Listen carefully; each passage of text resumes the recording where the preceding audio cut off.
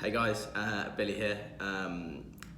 Yeah, I think this is going to be the first video of many, but I wanted to record these videos for a while just to kind of give back and just share the things that I've learned like along in my life. I think I've been very blessed and I've got through a lot of tough situations, and I feel like it's only right that I give back and help others if they're in the same situation or whatever situation they're in. So yeah, I don't really have too much of a structure for these, but I think it's probably gonna just be as it comes to me, and probably make a video every week if I can commit to it.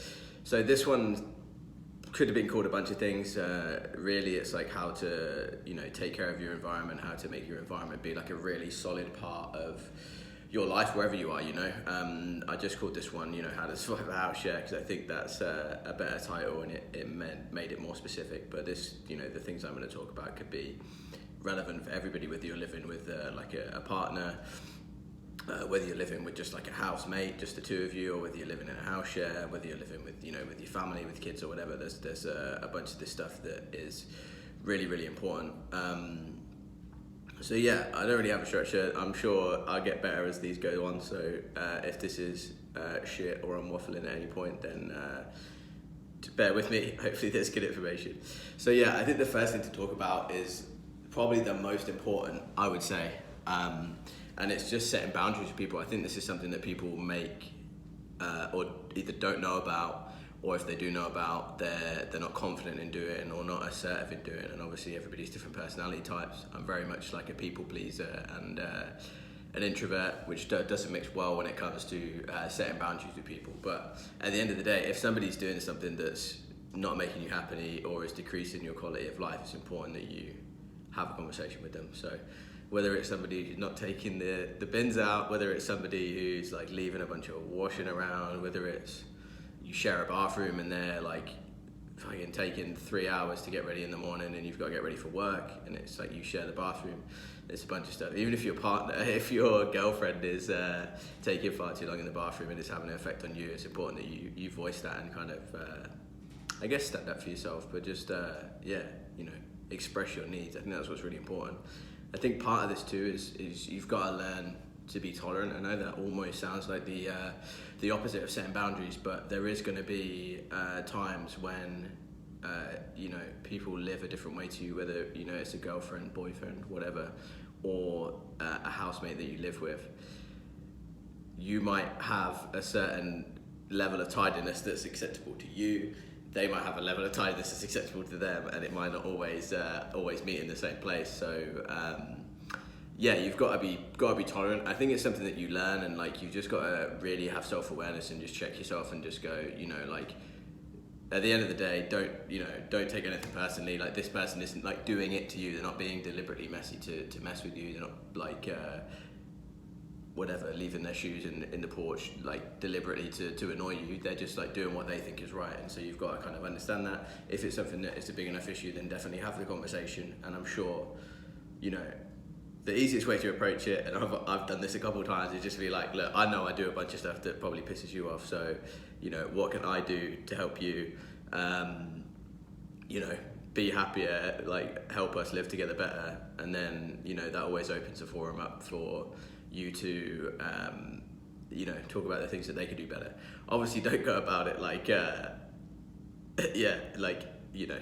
genuinely listen to what they have to say, genuinely want to change, genuinely want to accommodate them, and try and be a better housemate, try and be a better boyfriend. I think that's what it's all about. It's just growth. And at the end of the day, I think it's tough living with other people. I live with 5 people at the moment in a house share, and so that's 5 different people with 5 different ways they like to live their life, 5 different jobs, 5 different sets of values, of the things that they find important. And there's so much there's so many dynamic elements to that. People have got different beliefs, different backgrounds, different ways their parents raised them, to care about certain things. So you just got to take that into consideration and just try and be as compassionate as you can.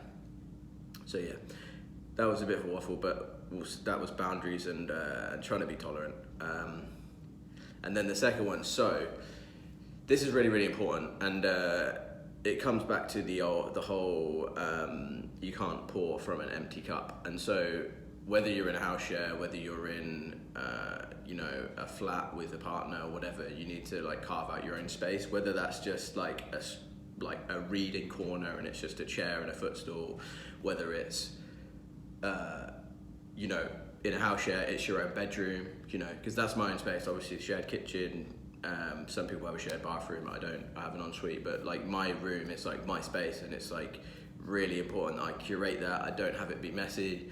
I have it exactly how I want to have it, with all the things that are really important to me in there. And so whenever I come into there, it's like almost a relief. Like I enjoy coming home from work because it's like, everything's clean, everything's good. My bed sheets are clean, like my plants are alive most of the time. I've got all my books there. It's just really my environment, and it really makes me happy. So I think that's what's really important. Probably this is more specific for if you're in a house share, but you really need to just like own your space. Like really think about the things that would make you happy.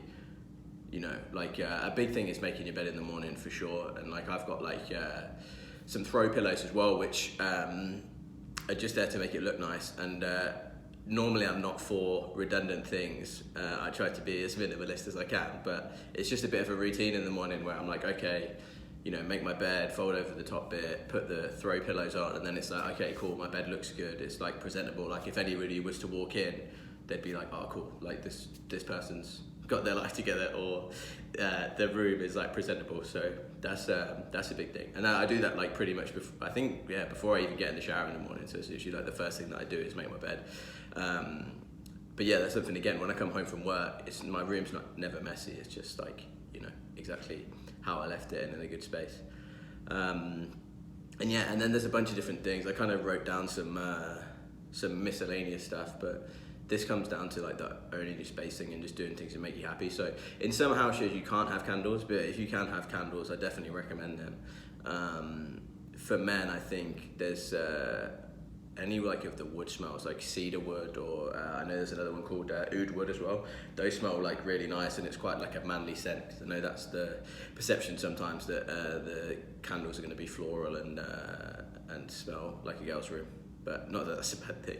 It's probably a good thing if anything. But yeah, so candles are good. And if you can't have those because of the fire alarm deal, or you're in a house show or whatever, or halls in uni, whatever, then you can always have like an essential oils diffuser, which is just like water vapor. So you basically just like pour water in it, and then pour like a few drops of, it's either like you can get like lavender, a bunch of different ones. I can't remember what they are. Like either like orange, they're all like essential oils, and then it just like does like water vapor. So it's not going to set off the fire alarm, because it's literally just like not even boiling water. It's just water vapor. So yeah, that could be a good one. But that's another thing where I come home, like my room smells great. It's just something that really helps, because you can't control what the kitchen smells like. You can't control what your shared bathroom smells like, what the lounge smells like, any of that stuff. You can control what like your room smells like, your environment. It's all about like owning your space and having it.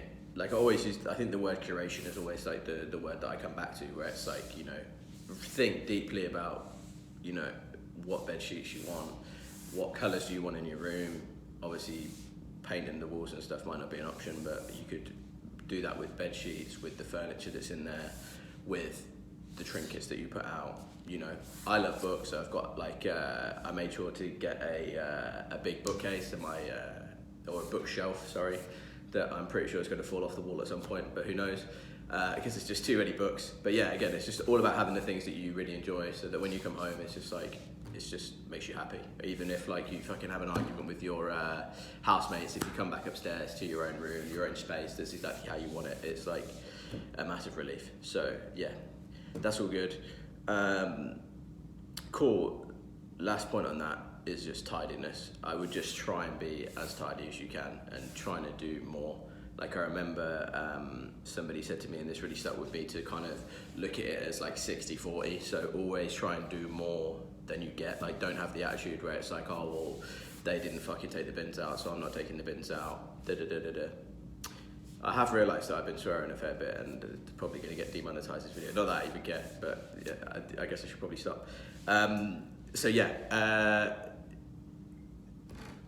yeah, try and do more than you get, basically. Like, don't have don't get in that mindset where it's like, oh well, they haven't done this thing, so I'm not going to do that, or they don't take the recycling out, so I'm not going to take it, or there's washing up on the side that somebody else is, so I'm not going to do it. Just give more than you get. I mean, it's a fantastic, great attitude in life. There's a really, really good book if you're into reading called The Go-Giver that is just all about this. And there's another quote by one of my favourite rappers, Russ, where he said that he makes money in abundance because he does so much for free. And I do believe that, like, whether it's money or your energy and time, like, it's a resource and it's an energy that, like, you put out, and so you'll get it back in return. So don't have the attitude, just give in abundance and just be like, okay, I'll take the bins out, okay, I'll do this thing. You know, don't let people take the mick out of you. That's an important thing to remember. But I'd always err on the side of just like look at it as like 60-40, and just try and do more than people do for you in the house, and most of the time you'll be happy.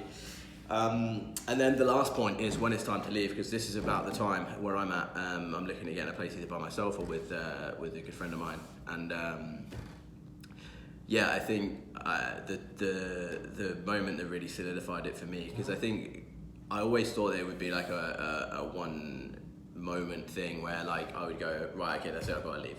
But it's been kind of a build up and a gradual process, and then over Christmas and New Year I came back to my house, and it was really quiet because all my housemates were away with their family or whatever.